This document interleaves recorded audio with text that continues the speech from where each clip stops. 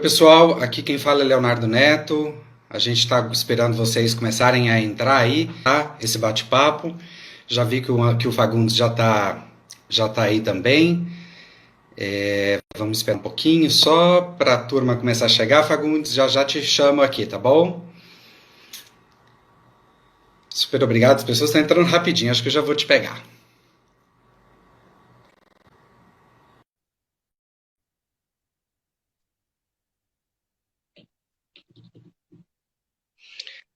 E aí? Tudo bem? Como é que você tá? Tudo bom, Leonardo? Tudo ótimo. Dentro do possível, né? Sim. Mas a gente vai, Super. nós vamos passar por isso. É, Graças aos livros. vamos. Vamos sim, vamos sim. Bom, eu queria contar para o pessoal que está do outro lado aí, Fagundes, que esse é o primeiro encontro do projeto Arena Virtual. É um Ei, projeto que é encabeçado pela Câmara Brasileira do Livro, com apoio do Publish News, onde eu trabalho, e também do projeto Valer um Livro. E como você, né, outras pessoas serão convidadas aí para estar aqui com a gente. Em comum, essas pessoas têm o fato de ter uma relação muito estreita com o livro, de serem grandes fãs de livro, e é por aí que eu queria começar essa nossa conversa, né? Queria saber de você, como foi que você se tornou um fã de livros? Como é que foi? Se foi na infância? Que livros foram os que te marcaram quando você era bom, moleque? antes de mais nada, eu quero agradecer a honra de ter sido o primeiro a ser convidado para esse bate-papo tão gostoso que nós vamos fazer aqui. Boa tarde para todo mundo que está seguindo a gente aí. Eu diria que eu tive uma sorte na minha infância. Eu tive uma doença chamada mononucleose, quando eu tinha de 6 para 7 anos de idade, que não é uma doença muito grave, mas que você precisa cuidar só com repouso e superalimentação. É uma espécie de anemia profunda que eu tive. Então, enquanto as crianças estavam correndo na rua, naquela época não tinha televisão, não tinha internet, não tinha nada disso, né? Enquanto as crianças estavam correndo, eu fiquei deitadinho, cercado de gibis, né? Porque a família, para eu aguentar aquela quarentena já naquela época, me deram uns gibis e eu comecei a ler os gibis e comecei a me interessar por isso. E a partir daí surgiu, eu agradeço a mononucleose, esse interesse que eu tenho até hoje pela leitura, né? A gente recebeu anteriormente, né, uma pergunta da Ana Barella. Ela pergunta se nessa época assim, tem algum livro especial que te despertou o gosto pela leitura. Olha, eu comecei, como eu disse, comecei lendo gibi, depois eu comecei a achar que o gibi era pouco, eu comecei a procurar uma literatura mais infanto-juvenil, lá pelos 8, 10 anos, eu estava procurando aqueles livros do Edgar Rice Burroughs, que era o Tarzan, as histórias do Tarzan. Então eu li Júlio Verne, eu comecei a me interessar então por ficção científica, H.G. Wells, e eu tive muito tempo para ler e me interessei realmente pela leitura muito cedo. Então, é difícil eu destacar, até hoje, quando as pessoas me perguntam, me fala um livro, eu fico desesperado para recomendar um único livro, né? É muito difícil destacar um em especial, mas teve um especialmente que realmente me abriu a cabeça para a grande literatura, que eu li quando eu devia ter uns 12 anos. Eu, inclusive, depois reli mais uma ou duas vezes, porque é um livro que eu amo, que é Os Miseráveis, do Victor Hugo, que é uma leitura obrigatória para quem gosta de ler, porque é um clássico, mas é uma aventura maravilhosa do Victor Hugo, né? E eu vou te contar uma coisa. Opa, perdão que eu caí aqui, mas já estou de volta. Que esse livro está aqui na minha frente, uma Olha aí. casualidade. Uma mera casualidade. Espera aí, que você acha que eu desvirei a câmera? Aí, O livro está agora, aqui, ó, no papelzão. olha E eu aí. estou usando ele como para elevar um pouco o meu computador, para ele ficar um pouquinho mais alto. Olha só, ele tem diversas utilidades, né, Leonardo? E foi uma coincidência, que a gente não chegou nem a conversar antes, Não, né? Foi uma coincidência esse livro estar aqui. pois é, pois é.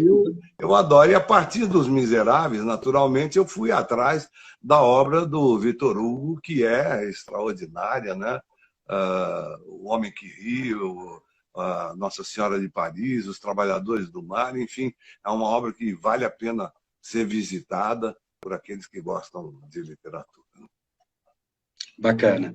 E ao longo da vida de leitor, assim, teve algum gênero que te capta mais, que você tenha uma preferência? Eu, particularmente, sou um grande leitor de não ficção. Eu gosto muito de biografias e tal. Você tem um gênero favorito, assim? Eu costumo brincar que o meu gênero é livro bom. Qualquer livro que seja bom é o meu gênero. Então, eu transito com a maior tranquilidade por biografias, por livros de história. Adoro história do Brasil, história mundial. Adoro antropologia, arqueologia, sociologia. Mas não deixo de ler os meus livros de terror, os meus Stephen King. Não deixo de ler os Dean Koontz da vida, os livros policiais, ficção científica. Adoro literatura, então é o que eu disse, não é brincadeira. O meu gênero é livro bom. Se for bom, eu leio com prazer. Aí tem uma pergunta do LGF Busato, ele é um autor, inclusive, ele pergunta qual a sua opinião sobre o gênero de fantasia, como Harry Potter e Senhor dos Anéis, por exemplo. Bom, como eu disse, se for bom, eu sou apaixonado. Tem livros de fantasia que são fantásticos e que entraram para a história da grande literatura, inclusive, como livros importantíssimos. 1984, por exemplo, é um livro de fantasia e é um clássico hoje em dia, obrigatória a leitura para a gente até entender o que está acontecendo com o nosso mundo atualmente. Um livro que foi escrito em 1948, né? Então, o Ray Bradbury tem um outro livro também falando de uma época autoritária, que é o Fahrenheit 451, que é um outro livro de fantasia e ficção científica que entrou para a história da literatura, por assim dizer. Então, eu tenho o maior respeito, inclusive, porque às vezes é através da fantasia, através da ficção científica, que os autores conseguem esclarecer para nós o que nós estamos vivendo agora, né? Alguns dos autores de fantasia e de ficção científica foram grandes filósofos, foram pessoas que estavam pensando nas possibilidades que a humanidade pode vir a enfrentar e que era bom que a gente tomasse cuidado com algumas e que ansiasse por outras. Então, eu sempre leio tentando entender as linhas, as entrelinhas, né, dos livros de fantasia, porque sempre tem alguma coisa muito boa para você tirar de lá. E, Antônio, a escrita é a base da sua arte, né? É a partir de um texto que se montam espetáculos, que se erguem novelas ou filmes. E aí a gente recebeu uma pergunta do Gleidson Mello. Ele pergunta se teve algum personagem, sobretudo da sua juventude, que tenha te marcado de tal ponto que você tivesse tido vontade de tê-lo representado nos palcos ou nas telas. E se sim, qual é esse personagem? Olha, essa é uma pergunta interessante, porque a gente tem, sim, quando a gente lê um livro, lê uma peça, a gente fica sempre, se o personagem tiver alguma coisa com você, a possibilidade de você vir a interpretar um dia. Imagina o tanto de personagens que eu tenho na minha cabeça e que eu ainda gostaria de representar na minha vida, né? Alguns eu sei que não dá para fazer mais, porque já passou da época. Um Romeu, por exemplo, já não dá para fazer aos 70 anos de idade, mas é um personagem que, quando eu li, fiquei entusiasmado. Só o Shakespeare, por exemplo, tem 37 peças com pelo menos 20, 30 personagens extraordinários, cada uma delas. Então, imagina o que tem de personagem rodando aqui dentro da minha cabeça que eu gostaria de fazer. São milhares. Mas tem algum específico, assim, que você sonha em representar? Teve um que eu sonhei em representar e eu tive a honra de ser o único ator brasileiro a fazer na íntegra essa peça aqui no Brasil, que foi o Cyrano de Bergerac. O Cyrano, eu me lembro que a primeira vez que eu li, eu fiquei apaixonado pelo texto, mas eu disse assim, mas não dá para montar aqui, é muito personagem, é uma produção impossível de ser feita no Brasil, e fiquei com aquele personagem, sempre andava pela minha cabeça, até que eu criei condições para isso, eu montei uma companhia de teatro em São Paulo, que era a Companhia Estava de Repertório, eu montei uma infraestrutura fantástica com essa companhia e montei Cyrano de Bergerac com 36 atores, 24 técnicos.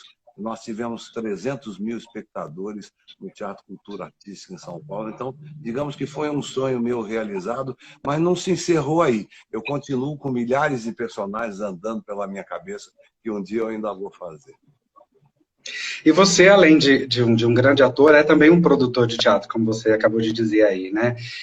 E como produtor, você está sempre à procura de textos que possam virar espetáculo. O que um texto precisa ter para ele ganhar corpo no teatro, por exemplo? Eu acho que funciona da mesma forma que a literatura para mim. Tem que ser bom.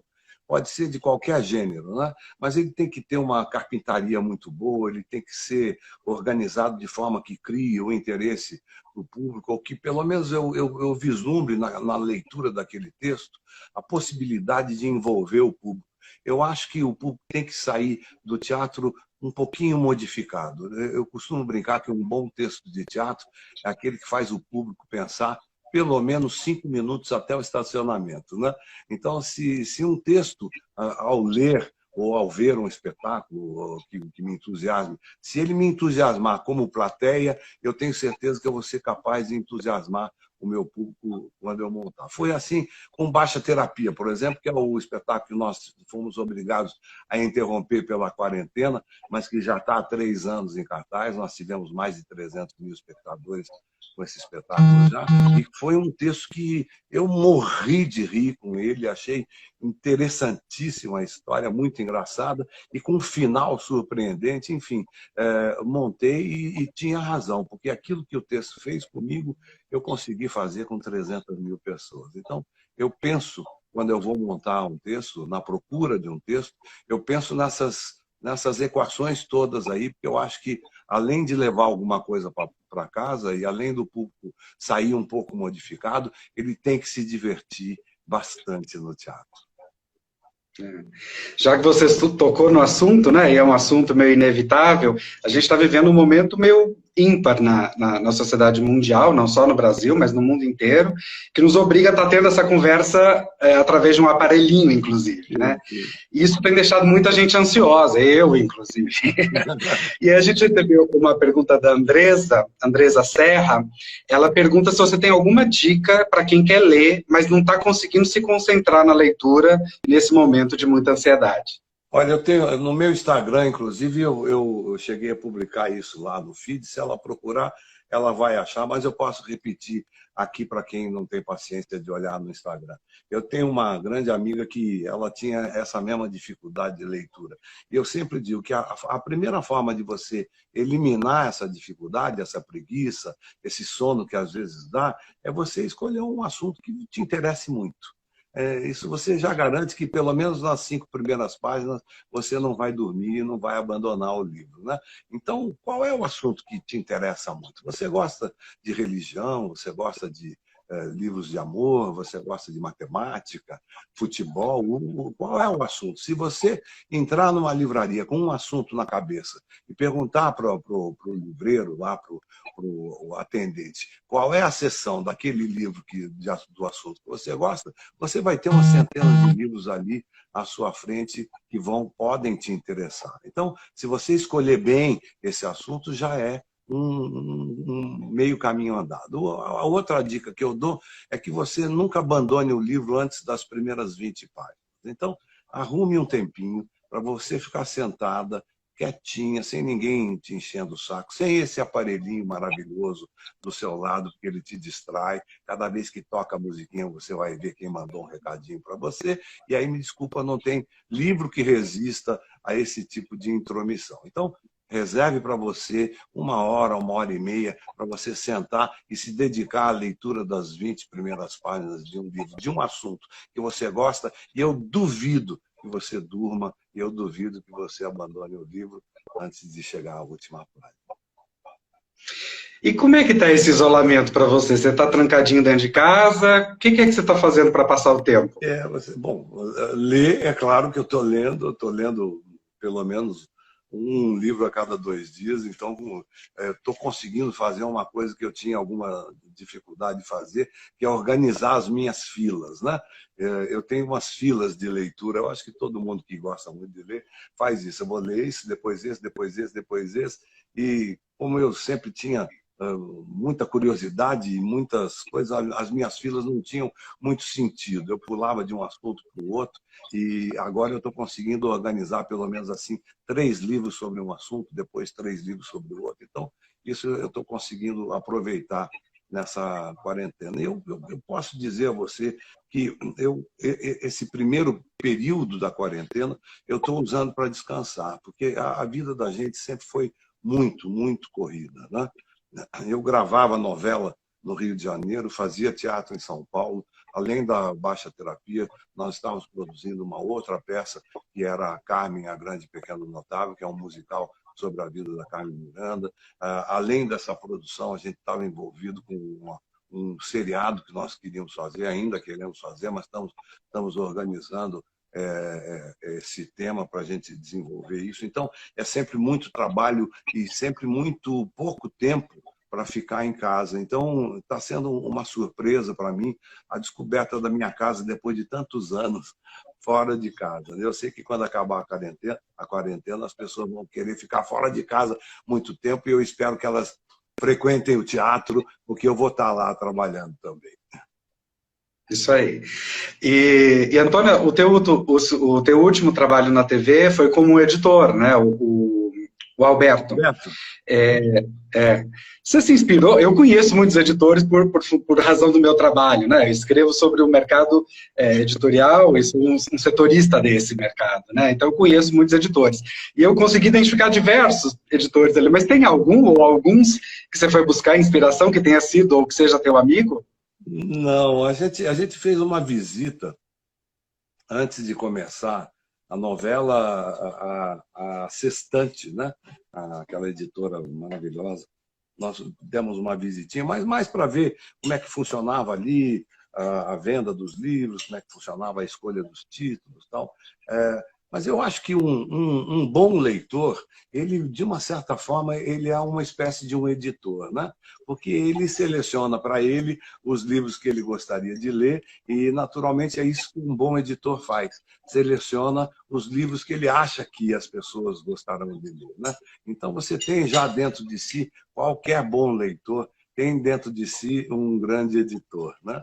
Eu acho que funciona um pouco assim. Não teve nenhuma base onde eu tenha me inspirado, a não ser a observação do ser humano, né? Uma pessoa como eu, apaixonada por livros, não seria tão difícil assim fazer um apaixonado por livros. E eu, voltando à história da quarentena, né? Você disse que tem dedicado tempo para ficar em casa, para descansar e também muito para ler. Eu queria saber, e acho que seja uma curiosidade de muita gente também, como é que você lê? Você tem um cantinho em casa? Eu estou vendo que você está numa biblioteca. Você tem esse cantinho da leitura em casa? Você lê sentado, em pé, deitado?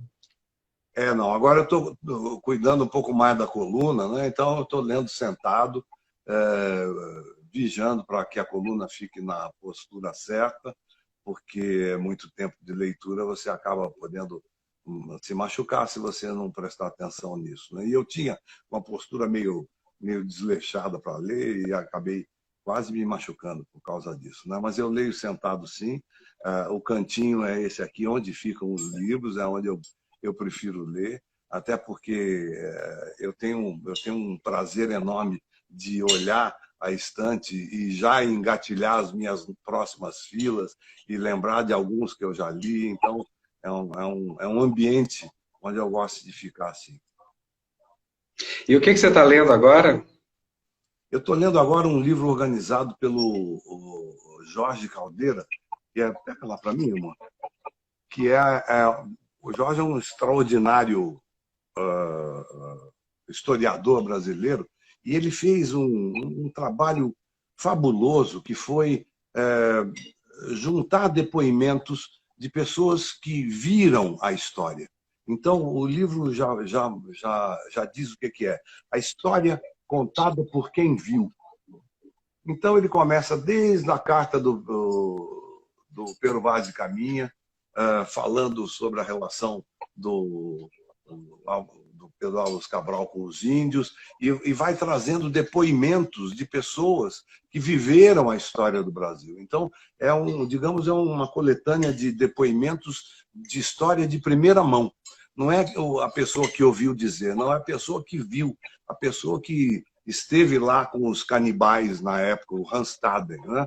Então, ele pega um depoimento do Hans Staden falando sobre os canibais brasileiros. E aí ele vai falando da história do Brasil inteira e vem até os dias de hoje. Eu estou apaixonado por esse livro. E quem foi? Qual a editora que editou ele? Qual é a editora? A editora, deixa eu ver aqui, a editora foi uma edição especial do Instituto Itaú, BBA. Não é uma editora... Mameluco. Mameluco, editora. E você tem muitos livros de papel aí, mas você consegue ler no digital? Você conseguiu fazer essa transição para ler no digital? Eu não consigo. E eu descobri por que eu não conseguia lendo um livro. Tem um livro de uma neurocientista americana, a Marianne Wolf. O livro dela é extraordinário, chama O Cérebro na Era Digital. Ela não é contra a era digital, ela diz que, e é verdade, veio para ficar, a gente tem que usar o que tem de melhor nessa tecnologia aí, mas a teoria do livro que me entusiasmou mais é que não é pelo fato de você ter tido uma nova tecnologia que te auxilie no contato com o conhecimento, que você vai abandonar as conquistas anteriores. E as conquistas anteriores é o livro físico, é o livro em papel, é o livro que você pega, que tem um peso diferente de um para o outro. Uns servem até para apoiar o computador, né? Mas o que ela diz de mais importante é que o livro, a gente aprendeu, através do livro, a criar o foco, a criar exatamente isso que as pessoas atualmente dizem que não tem mais, que não conseguem ler porque dormem, porque têm sono e porque se distraem. Porque elas estão sendo criadas por esse aparelhinho que nós estamos usando aqui para não ter foco. Todas as mensagens que a gente recebe através desse aparelhinho são muito rápidas. A gente passa o dedinho assim e dá um like, passa um dedinho, dá um like, passa o dedinho, e no fim de 3, 4 horas passando o dedinho, você não vai lembrar de absolutamente nada do que você fez nas últimas 3, 4 horas, porque o aparelhinho não exige de você o foco. Agora, o livro não, o livro é o contrário. Ele exige de você que você se concentre, esqueça o seu mundo externo e entre dentro da história que está sendo contada ali, seja de qualquer nível que seja. Então, quando você pega um aparelhinho para ler um livro, é uma contradição em termos. Você não consegue se concentrar porque aquele aparelho, teoricamente, no seu cérebro, foi feito para passar o dedinho rapidamente, não para criar o foco. Então, eu tenho a impressão que, pelo menos comigo, é por isso que eu não consigo ler os e-books, porque eu me distraio quando eu pego o aparelhinho. E o aparelhinho é feito para isso mesmo, né? Então, se você quiser ler, pegue um livro físico. O livro físico vai fazer diferença, porque ele vai te obrigar a pensar só nisso. Não vai ter link, não vai ter ninguém entrando com mensagem no meio da página, não vai ter nada, nenhuma luzinha piscando, nenhuma campainha tocando. Você vai ter exatamente aquilo que você quer, a história que você se interessou em ler. E, de novo, né, ossos do meu ofício, né, que estou cobrindo esse mercado editorial, e uma grande febre internacional está sendo os audiolivros, né, que mercados mais consolidados que o nosso já se tornou um grande boom, e aqui as coisas estão começando a acontecer. Eu vi que você narrou pelo menos um livro, eu achei um único livro narrado por você, que casualmente é um livro da Clarice Lispector. Você já chegou a ouvir algum audiolivro e com esse vozeirão todo, você não pensa em narrar outros? Olha, eu narrei muitos. Eu fiz aquele do Ednei Silvestre, o Se Eu Fechar os Olhos Agora, que inclusive depois, veja só, lendo, eu falei, puxa, esse personagem eu gostaria de fazer, e acabei sendo chamado para fazer no seriado que a gente fez na TV Globo. Eu fiz o personagem que tinha me entusiasmado. Eu li também um Paulo Coelho, eu li um livro do Amir Klink, então eu já li uns 4 ou 5 audiobooks aí, e acho que é uma coisa interessante para as pessoas começarem a se interessar por livros. Pode ser uma coisa interessante porque te obriga também a se focar. Você, quando ouve uma pessoa, você não pode estar fazendo mais nada. E o cérebro não consegue fazer com que você ouça e veja uma outra coisa ao mesmo tempo, prestando atenção nas duas. Então, você, para ouvir um audiobook, você tem que ter um pouquinho do foco da leitura.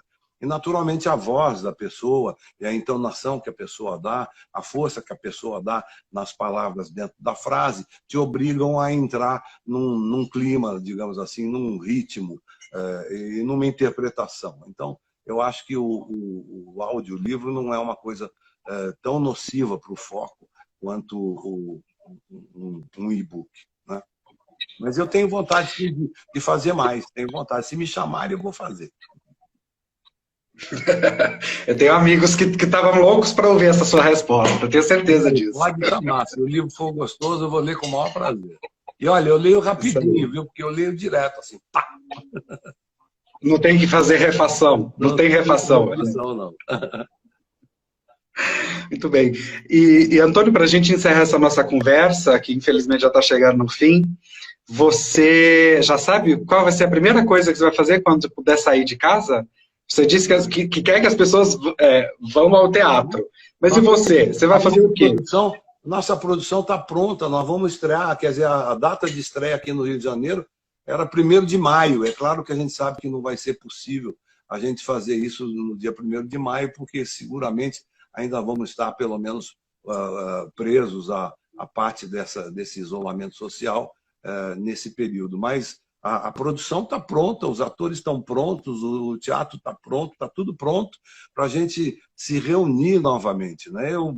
Eu sempre brinquei, depois do espetáculo, sempre eu faço um bate-papo com a plateia. Quando acaba o espetáculo, o elenco corre, troca de roupa rapidamente e volta para quem quiser bater papo. Normalmente a plateia inteira fica para a gente bater papo. E a gente bate um papo de 15, 20 minutos, uma coisa informal, mas eu sempre brinquei, quando eu via aquelas pessoas sentadas ali, eu sempre achei que o teatro era uma coisa extraordinariamente revolucionária, né? E as pessoas não conseguiam entender como assim revolucionária, uma arte que tem 2.500 anos, ser revolucionária ainda, né? E eu dizia, reparem bem, nós somos em 700 pessoas, estamos todos sentados aqui dentro desse mesmo ambiente, uma coisa que agora nós não podemos fazer, mas poderemos logo, logo no futuro, todos sentados no mesmo ambiente, a luz apaga, vocês esquecem daquele aparelhinho durante 1h30, e durante 1h30, 6 atores ficam contando para vocês ideias interessantes para vocês levarem para casa. E isso é revolucionário.